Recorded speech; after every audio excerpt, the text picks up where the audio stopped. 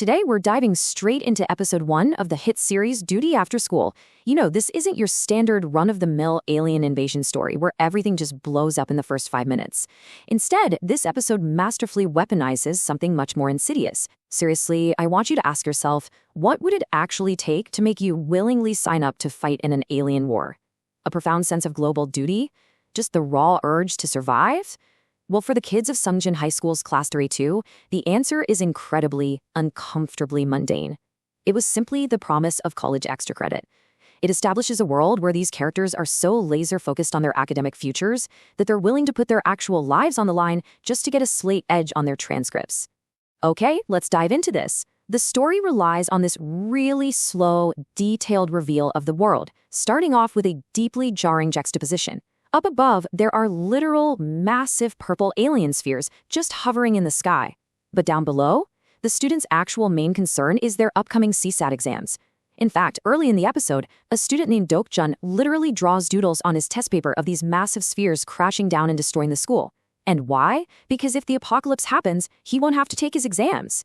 It's this stunning bit of dark humor that perfectly captures how academic pressure has completely warped these teenagers' basic survival instincts. To actually understand how this level of desensitization happened, we kind of have to rewind a bit. According to the lore established in the show, these spheres appeared globally 1 year ago.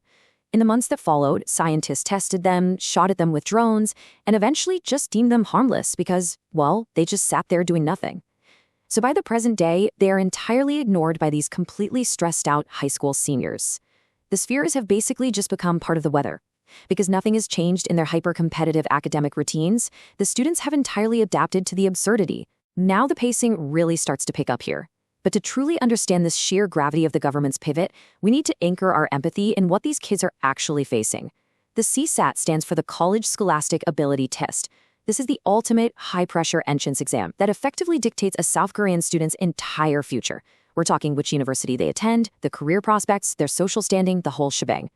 This single test holds immense, terrifying power over these characters' decision-making. It is literally their whole world. And man, the government knows exactly how much power that one test holds. During this genuinely shocking television broadcast played right in the middle of the classroom, the Minister of Defense drops an absolute bombshell, issuing a national mobilization law drafting third-grade high schoolers. But the kicker? As you probably guessed, they are bribing them with extra credit for college admission. The absurdity here is just palpable. The government is essentially saying, hey, risk your life fighting unknown alien entities and we'll boost your GPA. And what's truly terrifying is seeing how many students and parents willingly sign those consent forms purely for the sake of a few extra points. It was a highly systematic trap, basically forcing the students' hands in 3 very deliberate steps. First, they abruptly canceled early college admissions, which immediately threw the top students into a total panic. Second, they mandated daily military training right there on the school grounds. And third, they offered the extra CSAT credits as this shiny carrot to go with the stick. This show masterfully blends trivial school language with harsh survival language, making the horrific seem completely bureaucratic and normal. Now, what's really interesting here is that with the trap fully set, the immediate threat isn't actually the aliens, it's the human conflict brewing right inside the classroom. Notice the perfect contrast between the two archetypes forced into this pressure cooker. On one side, we have Kwon Il-ha. He's the bully, he's impulsive, a total rule breaker who secretly kept his smartphone when literally everyone else had to turn theirs in. On the other side is Yang Young-hoon, the isolated, unsmiling top student who is strictly focused on his academics and ignores pretty much everyone around him.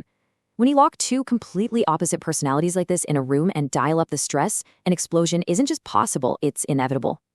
And practically overnight, their whole environment just flips. The mundane high school vibe is completely stripped away. The school is converted into an actual military base. We get the arrival of strict lieutenants like platoon leader Lee Chun-ho, who demands absolute, unwavering discipline. Suddenly, the students are being threatened with demerit points, and hitting 30 points means discharge, which means losing all those precious college credits. And definitely most shockingly, the military issues real personal firearms to these teenagers. But the kids don't treat them with any respect. They treat them like toys, literally referencing online games like PUBG while swinging live rifles around the room. Young-hoon, deeply annoyed by the distractions keeping him from his precious studies, sitches on Il-ha to the lieutenant. He tells him Il-ha has been hiding a secret phone. Boom, the phone is swiftly confiscated and Il-ha gets hit with demerit points. So as punishment for this little stunt, both boys are forced outside to run errands. carrying this incredibly heavy vat together. Il-ha purposefully drops his side of the vat, grabs Young-han right by the collar, and delivers this absolutely brutal insult. He straight up calls him a loser and says his family will be happy a piece of trash like him is gone. And right in that exact moment of intense, grounded human drama, one of those massive purple spheres drops straight from the sky, smashing into the school building right in front of the fighting boys. The shock is entirely paralyzing. Il-ha violently shoves Young-hoon backward. Young-hoon completely loses his balance, stumbles backward, and slams directly into the crashed alien sphere. The sphere cracks open, these vicious tentacles shoot out, grabbing Young-hoon. Despite his frantic struggles, he is violently swallowed whole by the creature inside, all while Il-ha and another student, Cheol, are left rooted to the spot in absolute, paralyzing terror.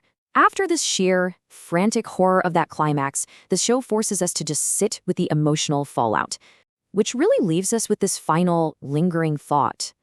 If a system is so heavily weighted that the simple promise of extra credit can make students and parents willingly sacrifice their youth and potentially their very lives to a literal war, what does that actually say about the true, hidden cost our education systems? It's a haunting question that episode 1 of Duty After School demands we answer, and it brilliantly sets the stage for the rest of the series. Thanks so much for joining me on this explainer today, and remember to keep questioning the world around you.